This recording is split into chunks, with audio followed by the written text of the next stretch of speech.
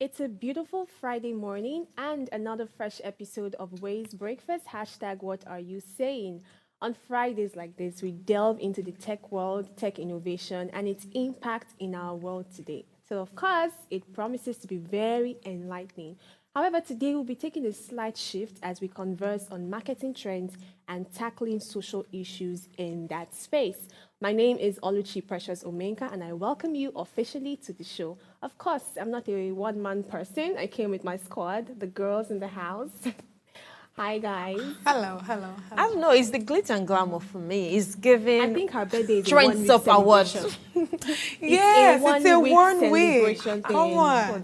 So she's First gonna of all, glam throughout. it's not even easy to be born in July. This is no Please shade to tell other. them. This is no shade to Tell other. them.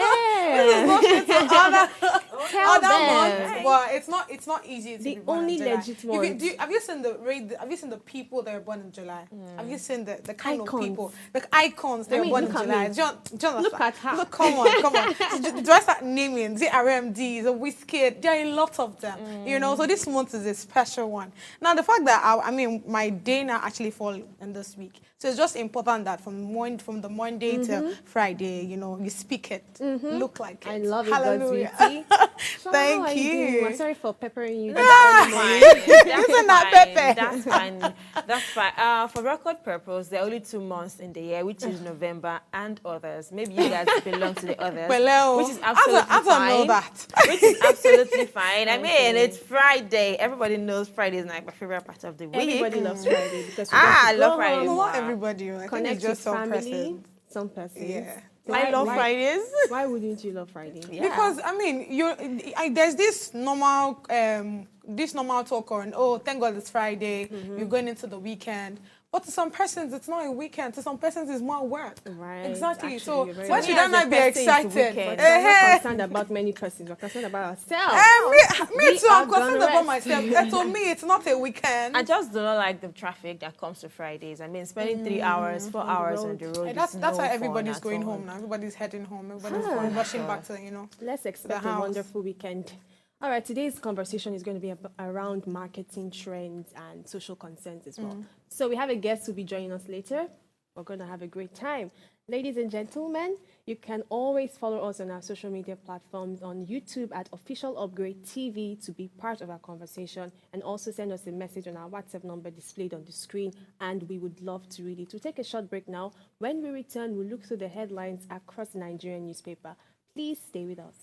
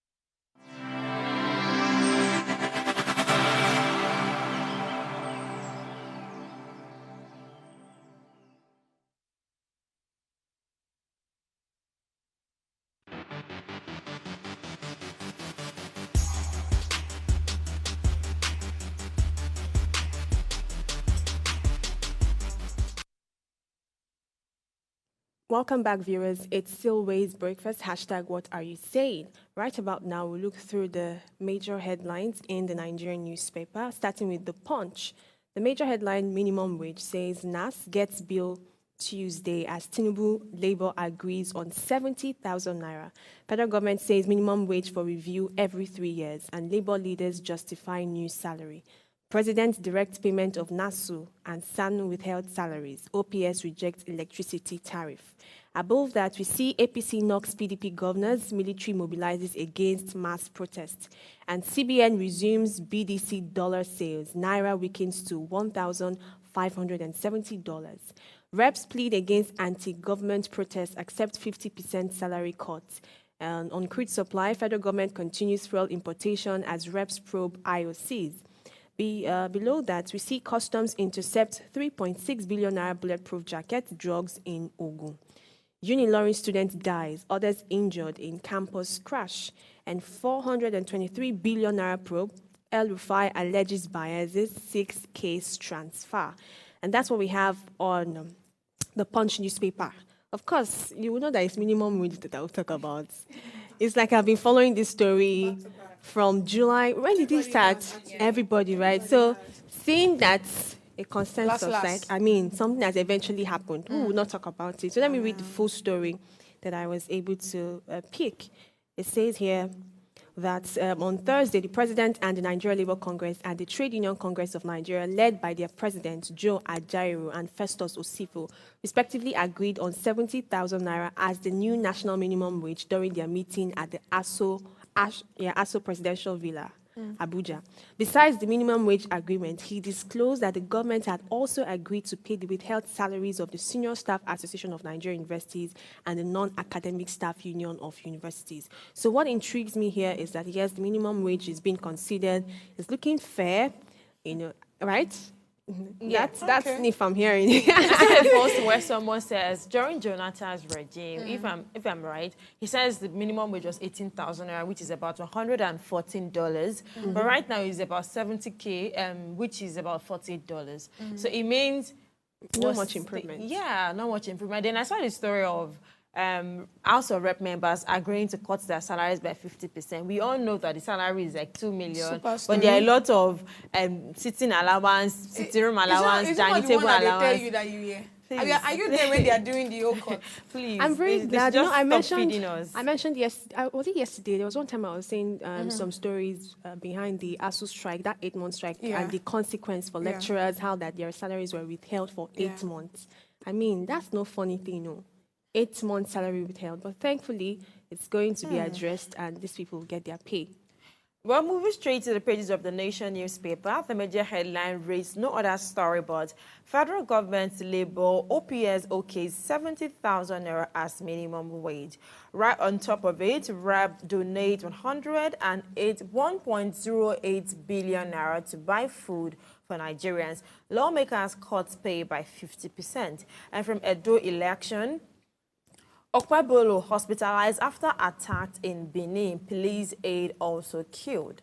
Bill set for transmission to National Assembly. Workers to get 36 high capacity, says CNG House. And then there's a quote at the bottom corner which says, we will have to move ahead despite the situation, coming from 62,000 naira to 70,000 naira, and then with the promise that we have to come back to negotiate it. And finally, the major headline, another story says, work to begin on Abeokuta-Ota Road, says Ogun State government. And the headline that piques my interest is no other story but the road construction, because I talked about it, I think sometime this week when I said Portable dragged the Ogun State governor because of that road. And later he came out to say, okay, they've paid him 2 million naira to fix his tire. But then I'll just read a little bit details of that story. So work to begin on Abeokuta-Ota Road, says Ogun State government. Reconstruction of the 61-kilometer Songo-Ifo Abeokuta Expressway in Ogun State is soon to commence.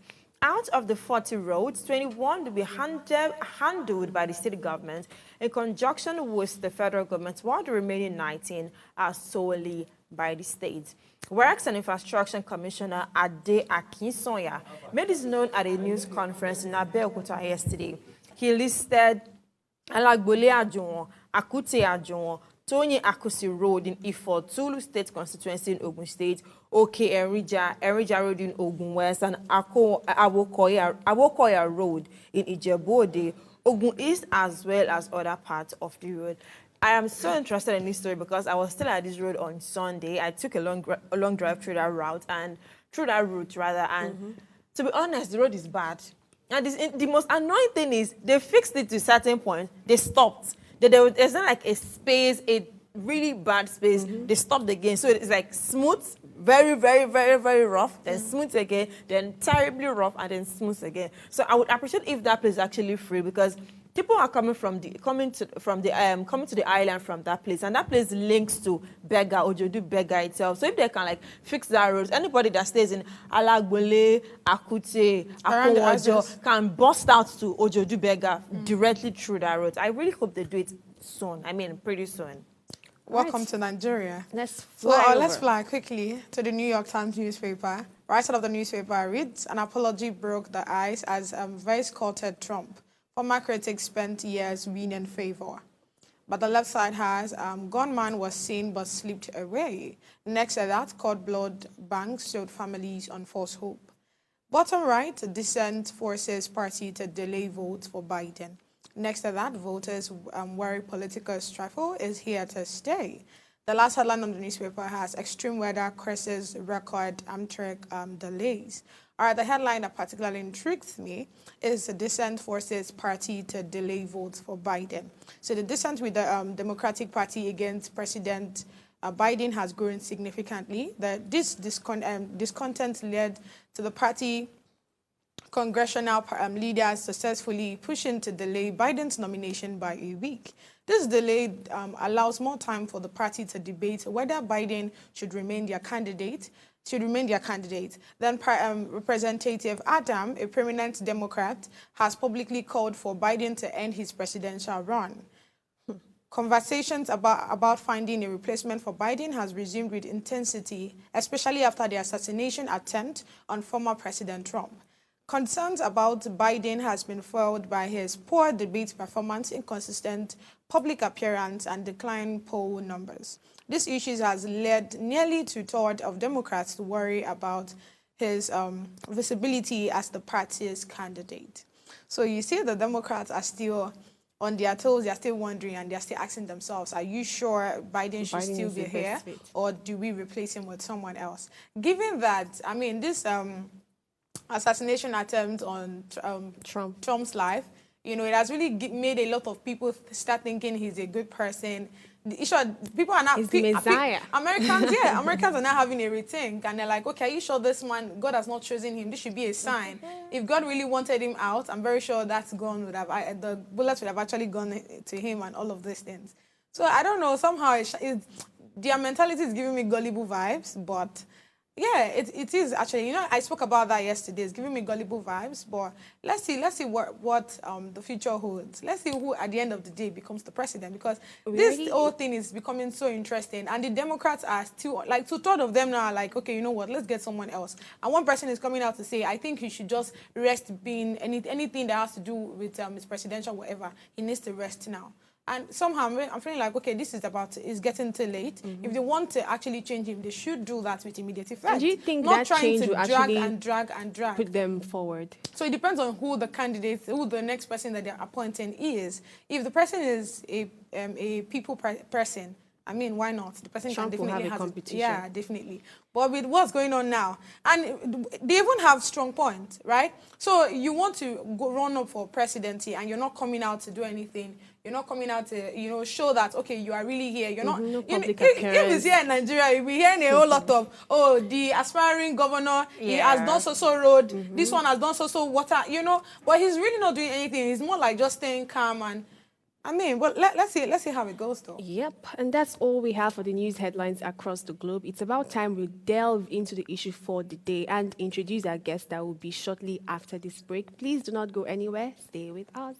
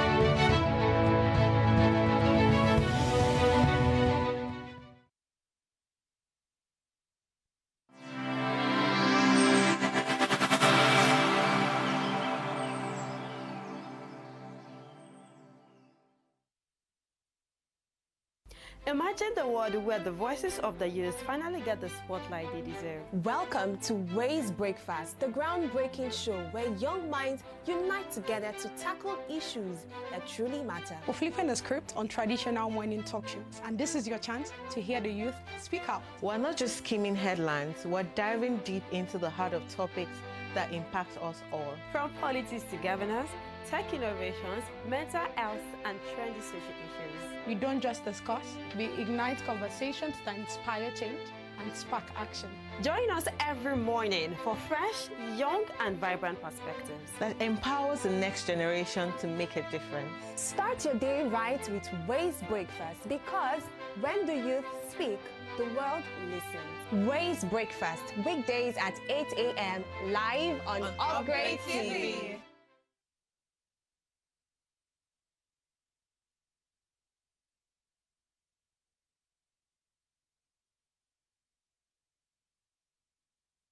One of our major problems as Nigerians is we the Nigerians. So the fact that we don't care or love ourselves, we don't care or love our country, we have no loyalty to anyone. We always, and when we have issues in Nigeria, when issues come up, we throw the religious and ethnic, cards to suit our personal and selfish desires. When it comes to election, you are my brother. But when I get into government and I'm eating, I don't try to bring you who is educated and fit for the position, but rather I'll give it to someone who will give me a cut. So we do all these things for selfish desires. And that is how we've gotten to where we are. Because if you are not able to be honest and have high morals and integrity, when it gets to the point of also, when you have stained your hands, it now becomes almost impossible for you to be the same person who will sit on that seat and be part of a committee that they will put together to persecute someone because your hands are dirty.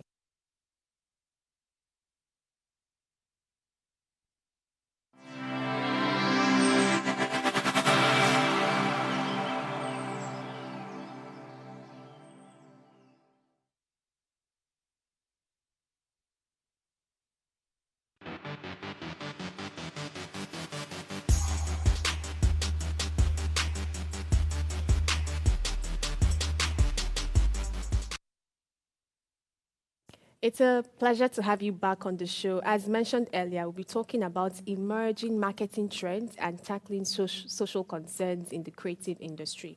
Please do well again to subscribe to our YouTube channel at Official Upgrade TV and be part of this conversation. You can also send us a message on our WhatsApp number. So in today's world, the creative industry is evolving rapidly, especially with marketing trends that focuses on social issues like sustainability, inclusivity, and social responsibility. Brands are not just selling products, they are also promoting values that resonate with their audiences. And we can list a whole lot of examples. We can remember the GT Bank's Make a Difference campaign, encouraging community development and social impact, amongst several others. So these trends are shaping how brands communicate and operate, reflecting a broader demand for authenticity and social impact in marketing. So to join us on the show today, not just my ladies, we have an expert in the house, Ebuka Chidube. He's a digital marketing professional with experience spanning over 20 brands, with a background in social media management and a two-time Big Brother housemate social media handler. He transitioned into tech in 2022. Since then, he has gone ahead to lead marketing at big companies like Lenco, iFitness, OutSchool, with Chewed, an AI startup in Australia, and many others. He currently drives digital marketing at PiggyVest and also the founder and CEO of the Exo Digital, an agency helping medium-scale businesses scale their marketing. Honestly, I need to consider my own bio. Let's make one. We need to start working on our What am I doing with this my life? What am I doing? I think that when your bio is read to you, it's the same reaction as when somebody's singing happy birthday. Oh, wow. Because you just be like, Another humility stunt, but we get it. How are you doing today, Mr. Ebuka? Well, I'm happy to be here. I love talking about marketing, so yeah. We're glad to have you. So how's your week been? Let's, lighten it up a bit before we get into the serious talk. There's always work to be done, so there's that, but we are living it. We are fighting capitalism every day, but I mean, yeah. It's Well very done. good to have you here. So we're talking about emerging marketing trends. I mean, for the layman, when you mention marketing, the first thing think of advertising, right? Think of PR and all of that. And we know that it has evolved over time. So I wanted to give us a brief overview to how it has evolved, considering the past and present day marketing. Okay, so you know back in the day when you want somebody, I like to use this analogy, right? I think that the best marketers back in the day were Jehovah's Witness people, right? Because they were always in your face. Like you can, in fact, some of them, you know them. So when you see them come, you just run and close your door, right? So marketing before used to be very hands-on, used to be very in-person, right? But over time, we found that now that there's a rise in, people have smartphones now, and also during the COVID made it very clear that people can do things without having to see each other, right? So that really exploded how marketing has now been approached by a lot of businesses.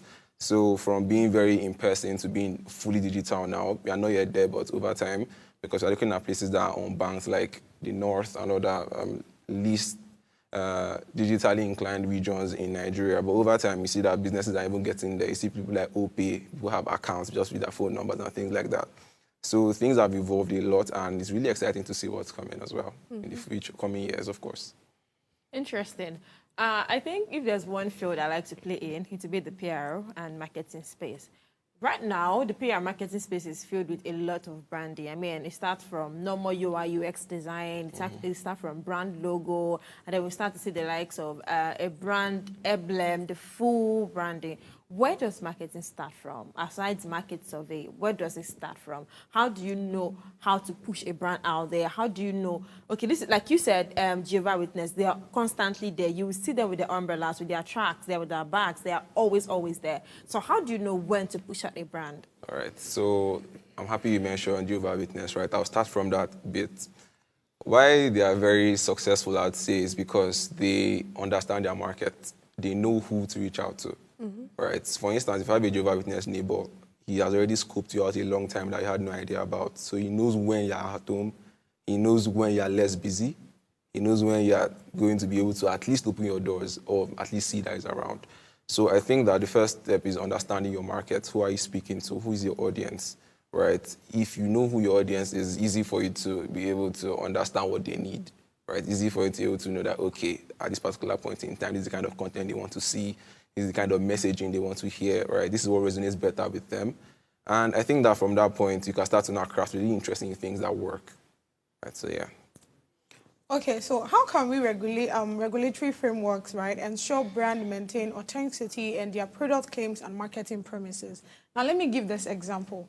So there's this stuff that trended online with a brand. Okay, let me put it like this. So a pastor came out to say, "Oh, I'm selling this water. This water, if you buy it, you're going to give birth to twins." You know, this miracle, whatever. Now, how do we ensure that all of these things that, see, it's not enough for us to have a brand and they tell us what would work, or then coming to tell us that, oh, if you see this, if you buy this thing from me, this would happen. Now, what role does the regulatory body play? Because most times you get, okay, this guy in question now, he said that this water has NAFDAC number on it.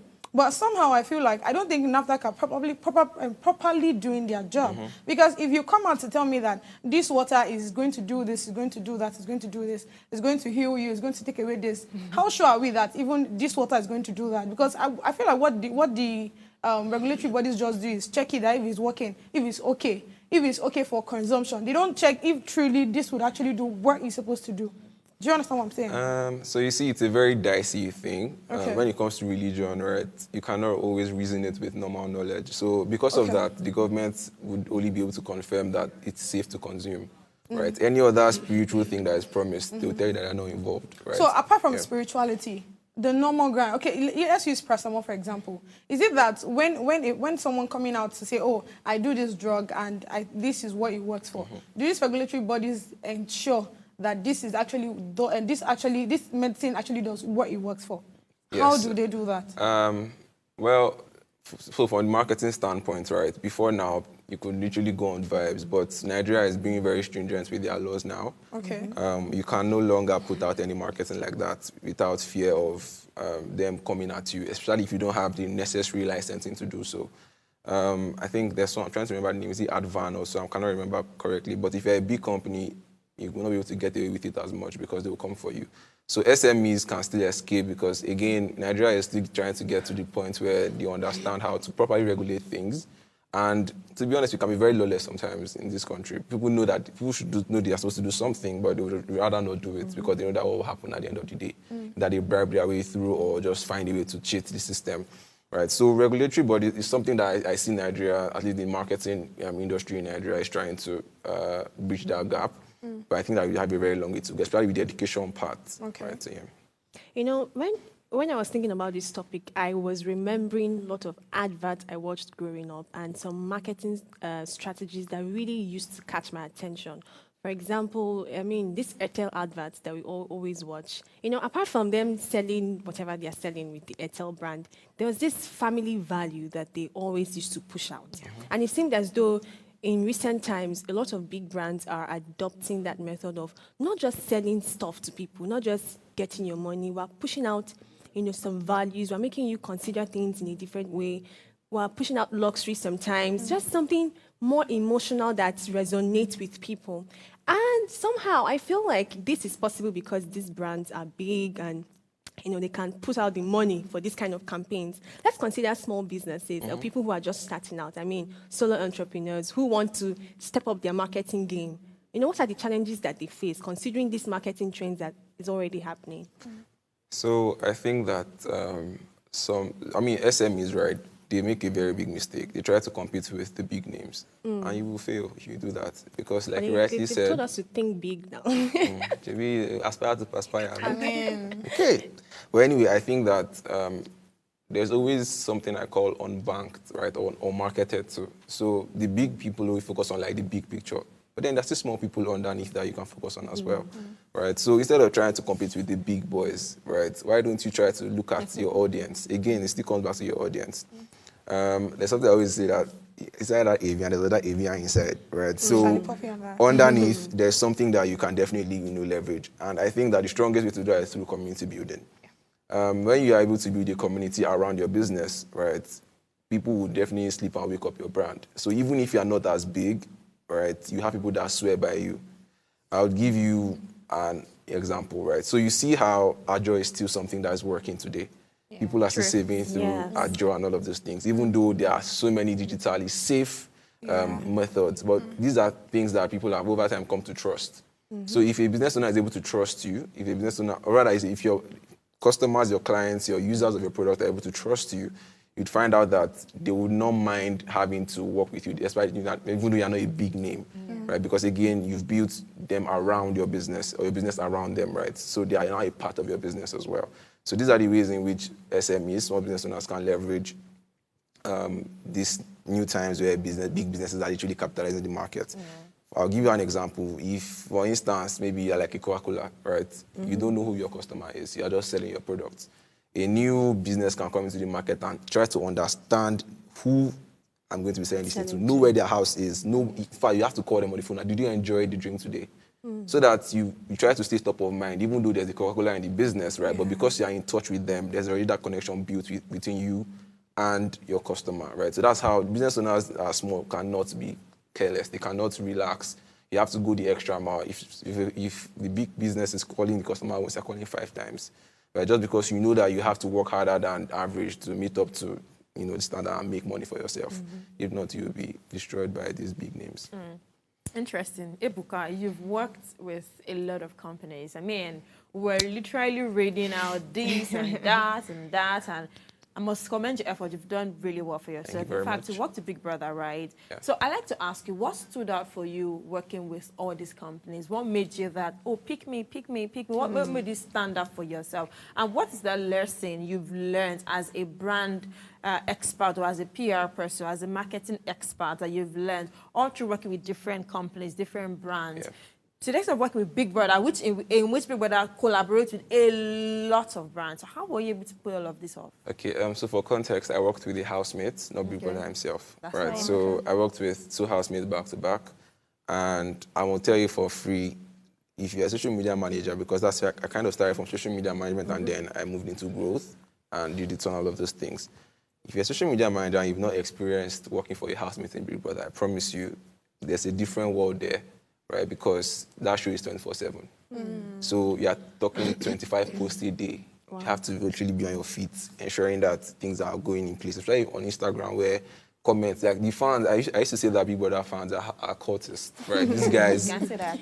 they don't care about the handler. In fact, you will be insulted, you insult your family, insult everything, because they believe that they know what's best for the housemate. So that kind of stake is really high, and it can be very, very challenging, right? But I think you could ask a question on how I'm able to position myself to get in some of these jobs, right? So thankfully, the grace of God first.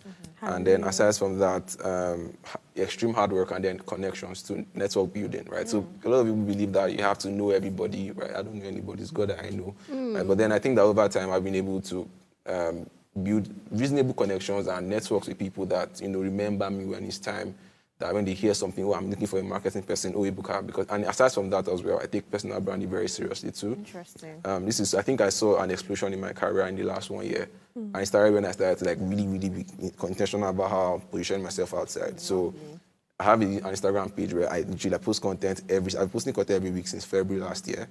And teaching people free stuff. So if obviously like the big people come to my page, they say, okay, this guy knows this, let's talk to him. Oh, like Mr. No, not particularly mistake, but I talk about majorly marketing. So if you have a marketing need, would you not rather talk to somebody that has like hundreds or 200, 300 plus posts, because it seems like they have an idea of what you probably need. So I think personal branding first, and then understanding your craft, because I spend a lot of time having to learn, research, be very good at my thing, because the kind of marketing that I do require me to spend businesses' money, right? A lot of money. I'm talking millions, right? So if you don't know what you are doing, over time, one person has a very bad experience with you, it's going to cascade to the rest. So doing good work, ensuring that your network is strong, building a very reasonable personal brand. This is not for everybody, right? Because it can take a lot of ensuring that you're well planned, content, what kind of content you want to do. And yeah, that's pretty much it, to be honest, because most of my work has come through referrals. About 95%. Wow. Yeah. I'd love to ask this Jara question. Go ahead. Any major challenge so far?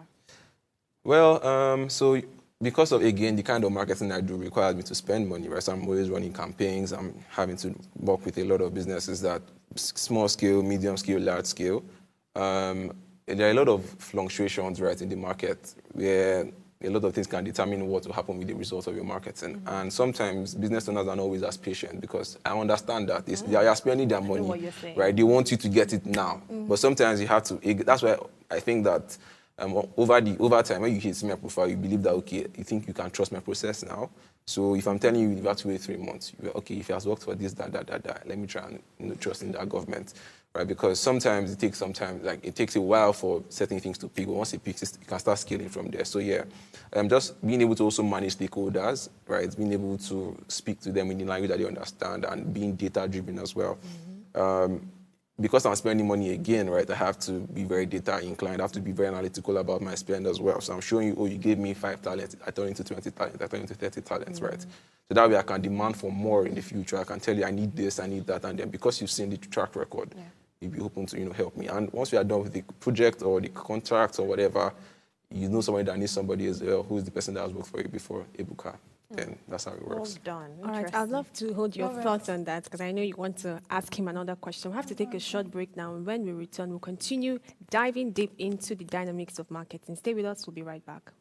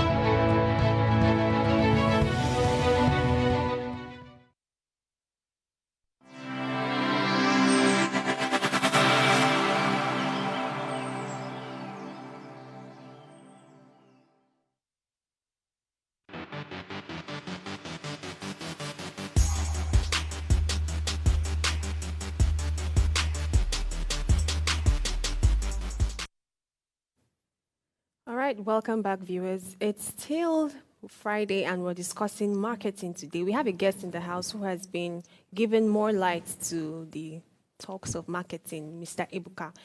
God's was going to ask a question, but I want to quickly drop this before she asks her question. So today's topic is centered on tackling social concerns, right, in marketing. Like I said earlier, marketing is very much, we're not just selling stuff. There are the things behind it that we also want to push out, right? And I gave several examples the other time. So now for some Nigerian businesses that want to start putting this into place, what are some of the challenges they face? There are some social concerns like inclusivity, there's environmental sustainability, lots of things happening in the society. And we're selling stuff, but we want to integrate this thing there too. And what I'm saying is not looking like it can address this issue. So how as a marketer, someone who is an expert in this field, how can you help them properly harmonize or integrate this? So when it comes to social concerns, right, I would say if you can avoid it, just do it. Wow. Right, because it's a very nitpicky aspect of the world that you don't want your business to be caught in a crossfire where things go bad. I'll give you an example. So, for instance, maybe LGBTQ now is like all over the place, right? Yeah. And you want to now position your business. Maybe let me say I can be woke. I see. And your business, or maybe your customer, your audience, your customers, and your users are not really happy with that notion, and you go ahead to do it. That would be very detrimental to your business. So I'd say when it comes to inclusivity, social concerns, if you can avoid it, please do.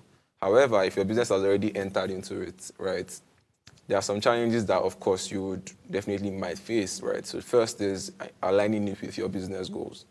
So, for instance, if you are trying to be involved in all of these things and it doesn't resonate with your brand, you find out that you're just speaking to nobody, right? So, again, like I said before, know thy audience, right? If your audience is some group of people that will resonate with this kind of messaging, then by all means, go ahead to do it, right? But just be aware that you're putting yourself in a very volatile position because as a business, you should not even be involved in any kind of social concern to begin with, right? So, yeah.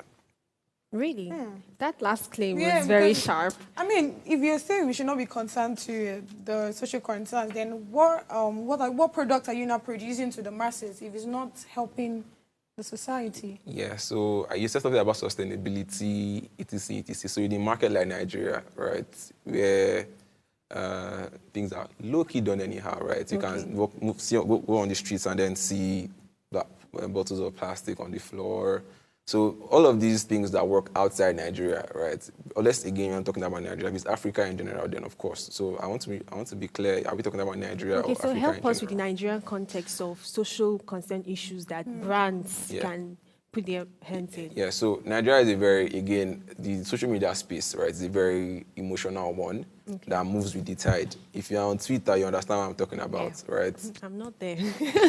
I don't want to be here. But I promise you, don't in fact, I say I know they don't even start, right? Because things can get very messy, right? So again, as a business, right, you're trying to make profit, right? So you don't want to be involved in things that will put you in a position where that might not happen, right? So as much as, yes, I don't always advocate for it, but again, if you are in that space where social concerns now start to come up, your business is not trying to enter into that thickness of everything.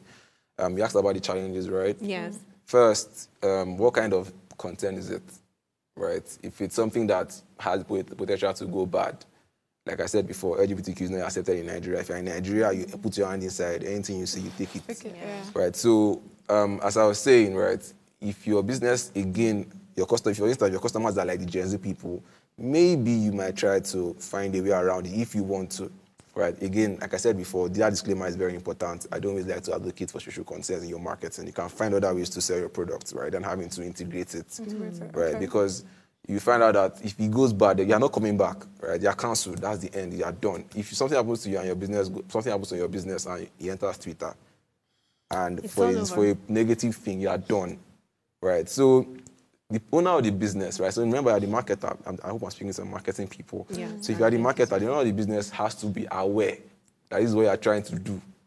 If not, they're going to fire you as soon as they hear that you're thinking about it. Yeah. Right? So you have to carry everybody along. Every single person in the organization has to be carried along. But again, that's where charity now starts to come in. People that are very sentimental say, no, I don't want to be involved in this, or I don't think this will work. So you're going to be facing a lot of pushbacks, right, from people in the organization. So you have to, again, verify and be able to back your claims that, okay, if we do this, it's going to move us from point A to point Z. Right? But if you cannot do that, that's the major challenge you're going to be facing because nobody will approve your initiatives.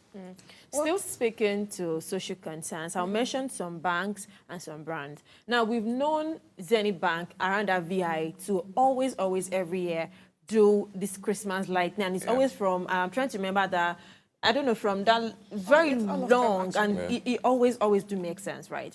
We don't know Zenith Bank to be an aesthetics company or to be a lighting or design company. And in a way, we still believe that their banking network is bad, although they still end up turning up the Bank of the Year, the Bank of the Year, Bank of the Year. Speaking to GT Bank, there's always something called GT Cool Food and Drinks. There's GT Cool Fashion Week.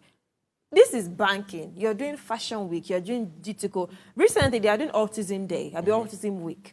EcoBank is doing a direct week, right? Then speak about other Coca-Cola. You'll be seeing them supporting other campaigns. How does banking relate to this? Or what is the marketing Idea behind all of these initiatives? Yeah, so you have, I mean, I really like when banks go out of their way to do things like this, right? Again, know their audience. If you look at the people that use banks, it's everybody, right? At the very least, every human being that has to transact needs a bank account. So that being said, what are the things that resonate with these people? We know that people that use the product, they like to wear good clothes, they like to eat good food, they like to be involved in cultural themes, they like to, you know, identify with certain things like autism, sickle cell, and all of these things. Palsy. So the marketing teams in this organization, they understand what the customer wants to see. And then, obviously, they have the money to pull off such huge campaigns, right? Like I said, I think we were talking about Airtel before. Yes. So they have the finances to do these things. So it's a good thing for you to, again, they call it CSR sometimes, community-related initiatives as well. Because, again, it just keeps you top of mind on your customers. Because it's a very, very competitive space, as you already know, right? So for them to, even though the service is not good, right? But they will not remember when the service is bad, but remember how you made them feel. But I don't think it's a one-time feeling because Zenith Bank is always on the lips of people. Only Christmas, New Year period, and after we're back. I'm trying to adjust a road or something, and everybody's back to Zenith Bank is not good. Recently, they still dragged GT Bank on X this week because of their terrible bank network. So we are forgetting they are doing cerebral palsy week. We are forgetting they are doing autism week. We are focusing on their banking network. Focus on what we know you to do. Don't leave banking and be doing fashion week. I don't understand. Well, again, so there will always be, like, I don't think there's going to be any perfect system. It's always going to be a work in progress, right? Because if it's that one, almost every single financial service is being dragged every day on X, right? So, again, it still goes back to how your product makes them feel. So even though it's not working as intended, right? When they remember that, oh, at the end of the year, we are going to have, like, a very come-together thing, they will still try it. And I think Nigerians, when I say sometimes we deserve our government, it makes sense because we've learned how to adapt to poor services. Yeah, we've learned how to adapt to poor services. So in the abroad, you cannot do anyhow you like because they will come for you, they will sue you. If I try to send money, it does not go, and I lose the contract, I'm coming for you, right? So, but in Nigeria, I do think anything still goes. So people say, well, let's just manage. That's how it is. What can we do? That kind of thing. Yeah, so we move past the product side because, again, these things do fail, right?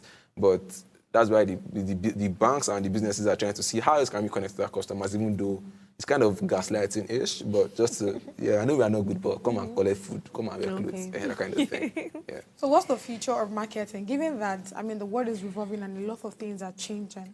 Well, I'd say first, there's the advent of artificial intelligence. I think everybody has probably heard about ChatGPT. Yeah, definitely. Even though it's been abused heavily, because I see a lot of things and I'm like, you can just, if you edited this thing, what will happen to you? Why are you giving me copy and paste? Right? Yeah, so there's ChatGPT. So there's large language models like ChatGPT, Perplexity AI that helps you with research. And then you see people trying to, like, generate images with AI as well. So instead of having to pay a graphics person, you can quickly get your image out and all of those things. And even down to analysis as well. So again, I'm a data-driven marketer, so AI has really helped us to, like, understand our business customers, their behavior, able to, like, spot trends. So is this person logged in today?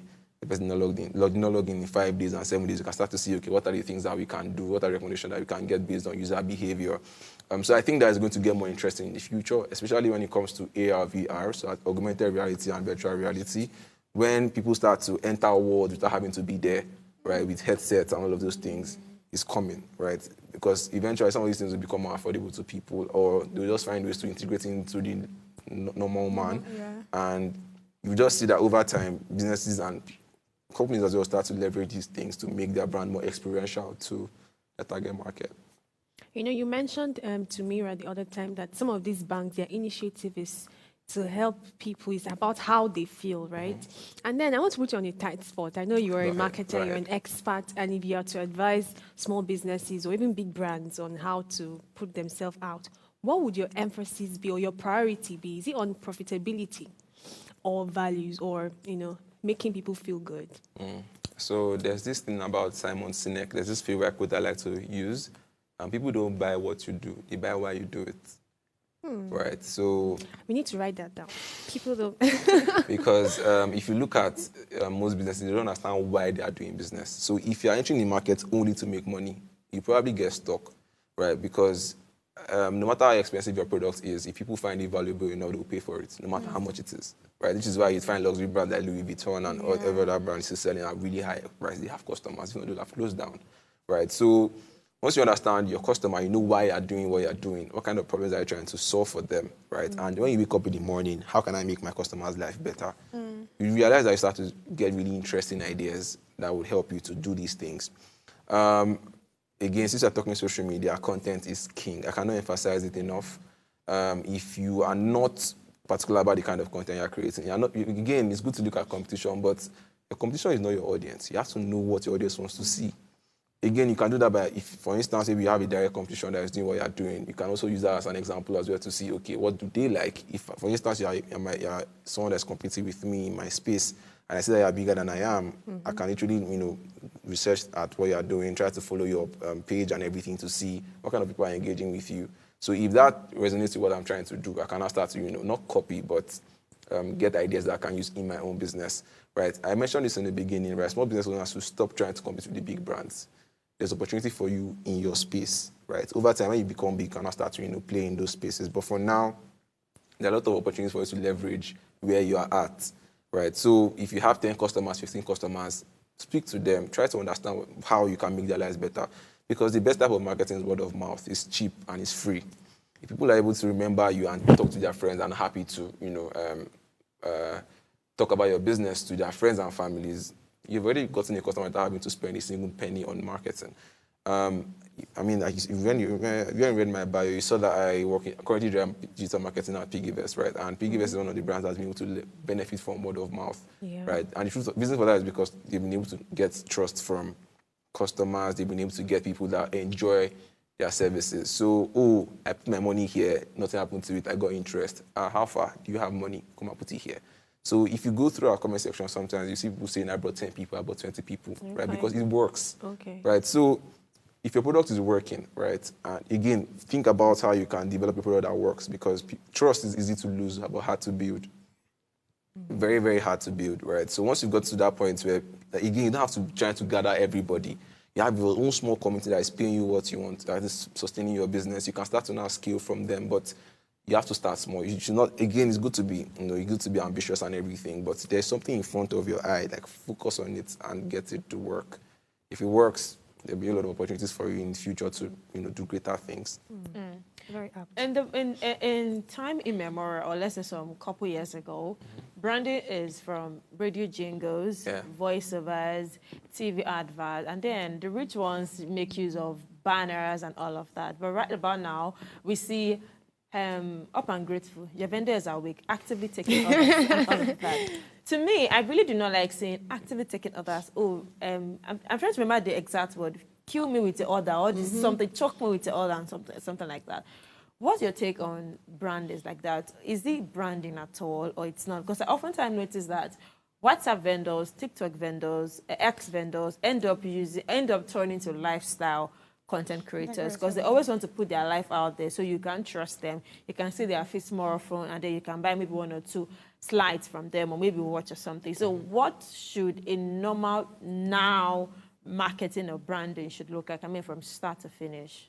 Well, I think that those people that say, choke me your orders, I'm not eating this morning, come and buy Yeah. from me, or I'm not eating shawarma, all of those things, right? I think it's the people that they are copying, right?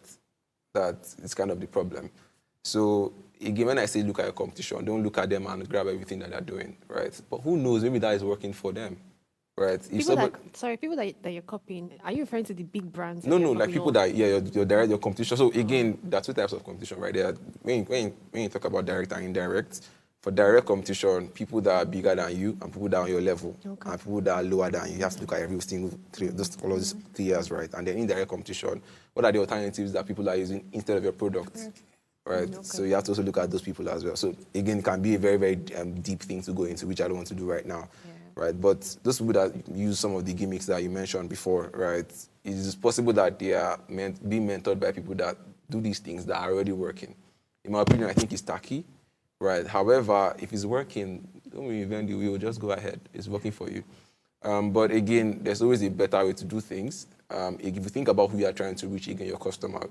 So someone like you now, no matter how beautiful your clothes is, if you're telling me I'm not this tomorrow, yesterday come and buy from me, you'll probably not be in the mood of buying, even if you like what you're seeing, right? So again, know that customer. You're probably not that target audience. Maybe there's somebody else that is probably interested in that kind of vibey kind of marketing, right? So yeah. It's important to know your customer. I feel like I'm learning. I don't have a business I intend to open, but I love because that. you're an expert, I just like to always ask you questions that I think you will have a lot of idea Shoot, on. go ahead. So there are a lot of myths surrounding marketing. There are some things that we believe in marketing that ought not to have been believed, and I'm pretty sure you know about that. So help us debunk some of them so that our brains are set. Well, some marketing myths. I think the first one would be marketing is easy, right? I don't think it's easy. Which is why you find that in today's market, even people that are really good, they are not put on the same pay grade with certain other tech-related skills. I work in marketing in tech, right? And I see what other people in maybe like development and other aspects of tech are making, right? So business owners think that marketing is easy.